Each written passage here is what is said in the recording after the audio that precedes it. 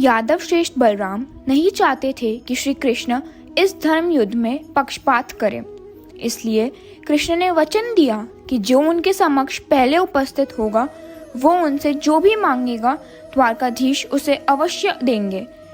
ये सुनते ही अर्जुन शीघ्र ही श्री कृष्ण के कक्ष में पहुंच गए और वहां उन्होंने देखा कि दुर्योधन तो निद्रासन में विलीन कृष्ण के मस्तिष्क के पीछे पहले से ही विराजमान है। अर्जुन ने देखा कि दूसरा आसन भी श्री कृष्ण के मस्तिष्क के पीछे है, किंतु फिर भी अर्जुन श्री कृष्ण के शीर चरणों के पास बैठ गए।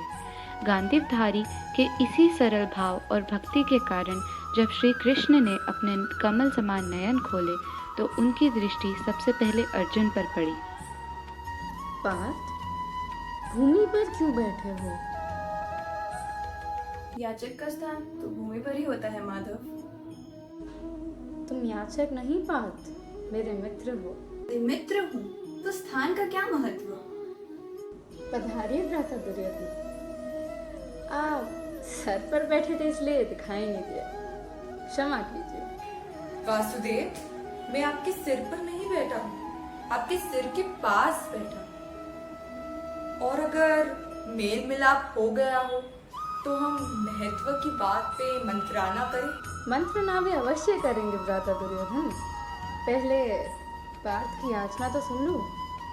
कहो पार्थ। किंतु वासुदेव, आपने तो गुरुदेव बलराम को वचन दिया था ना कि जो भी सबसे पहले आपके पास आएगा आप उनके पक्ष में जुड़ेंगे। मैंने कहा था कि जो मेरे समक्ष सबसे पहले आएगा उसकी मांग मैं अवश्य दूंगा। प्रथम तुम कहो पार्थ। वासुदेव, आप अपना वचन भंग करेंगे ऐसा नहीं जाना था मैंने। जब मैं यहाँ आया तब आपकी आंखें बंद थी। और जब पार्थ यहाँ आया तब भी मेरी आंखें बंद थी, किंतु पार्थ ऐसे स्थान पर बैठा जिससे वो मेरे सामने पहले उपस्थित हो सके।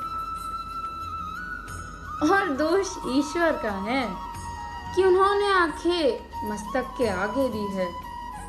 पीछे आए हुए व्यक्ति को आगे आया हुआ नहीं कहा जा सकता। तब तो आपके पास न्याय की आशा रखना ही व्यर्थ है।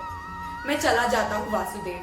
ठहरे युवराज, अब माधव से कुछ मांगने आए हैं, बिना प्राप्त किए नहीं जा सकते। इससे माधव पर लांछन लगेगा।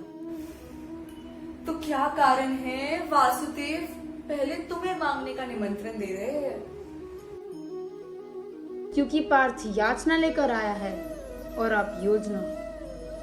पार्थ के मन में समर्पण है और आपके मन में राजनीति। पार्थ को दान की याचना है और आपको समर्पण की आवश्यकता। और यदि दान करने का अवसर हो तो सबसे पहला लाभ उसका उठाना चाहिए। ये पक्षपात है वासुदेव। नहीं भ्राताश्री, वैसे जो संसार को छोड़कर मुझे चुने उसके साथ मैं पक्षपात अवश्य करता हूँ, लेकिन भाव का आदेश है इसीलिए मैं पक्षपात नहीं कर सकता। कुछ भी मांगने से पूर्व आप मेरा निर्णय अवश्य सुन लीजिए। इस युद्ध में मैं और मेरी सेना एक पक्ष से युद्ध नहीं करेंगे। मेरी ही सेना मेरे सामने खड़ी होगी रणभूमि में। द्वारका की ये नारायणी सेना विश्व की अद्वितीय सेना है। इस अक्षौहिणी सेना का एक एक सैनिक एक महारथी के भांति युद्ध करता है। किंतु आपका सामर्थ्य आपकी नारायण सेना से अधिक है वासुदेव। यथार्थ कह रहे हैं आप भ्राता दुर्योधन। इस पूरे संसार में मेरे सुदर्शन चक्र जितना शक्तिमान शस्त्र केवल महादेव का त्रिशूल तथा इंद्र का वज्र है। जिस क्षण मैं सुदर्शन चक्र का उपयोग करूंगा उसी क्षण विध्वंस हो जाएगा। मनुष्य अपितु देवता भी इससे भयभीत है।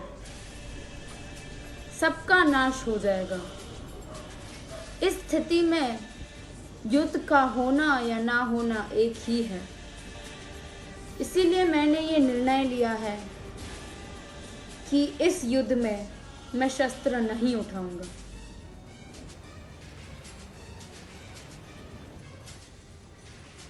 एक और है मेरी अपराजय एक अक्षौहिणी नारायण सेना,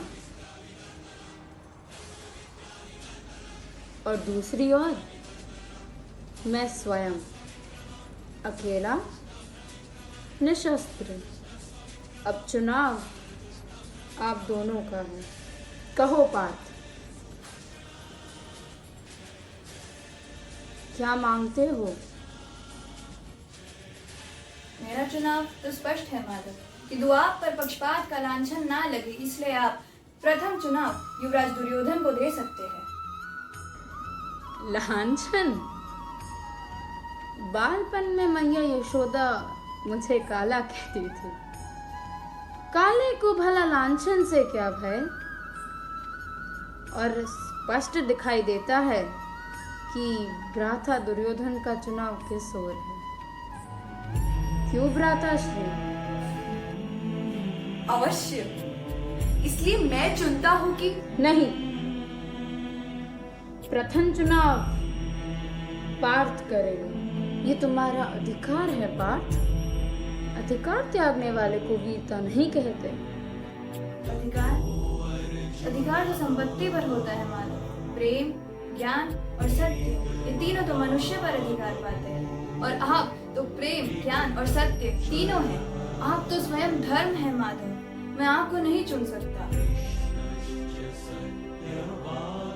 केवल मांग सकता हूँ माधव। न विजय की लालसा से, न पराजय के भय से, केवल धर्म के लिए मैं आपको मांगता हूँ माधव।